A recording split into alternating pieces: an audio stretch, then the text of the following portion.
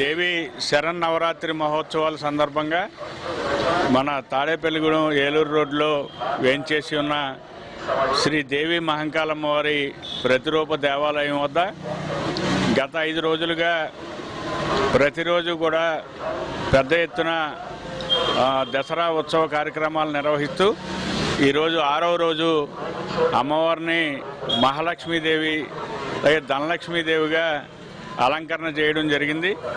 ఈ ప్రతిరోజు జరిగే అలంకరణ ఆచంట నుంచి వచ్చినటువంటి సిద్ధాంతి గారి చేత ఈ అలంకరణ కార్యక్రమం నిర్వహించబడుతుంది. అలాగే ఆ అలంకరణకు అయ్యే ఖర్చుని ఈరోజు గంధం బాబు దంపతులు భరించడం కూడా జరిగింది.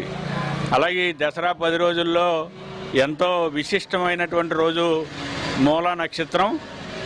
మూలా నక్షత్రం సందర్భంగా రేపు అనగా బుధవారం ఉదయం 9 గంటల నుంచి పడమర విప్పరు వాస్తవ్యులు కొడవటిగంటి లక్ష్మీ నరసింహాచార్యులు వారి నేతృత్వంలో ఇక్కడ పెద్ద ఎత్తున అక్షరాభ్యాస కార్యక్రమం, అలాగే విద్యార్థులు కానీ పెద్దలు కానీ చేసుకునే విధంగా సరస్వతి పూజని ఏర్పాటు చేయడం జరిగింది.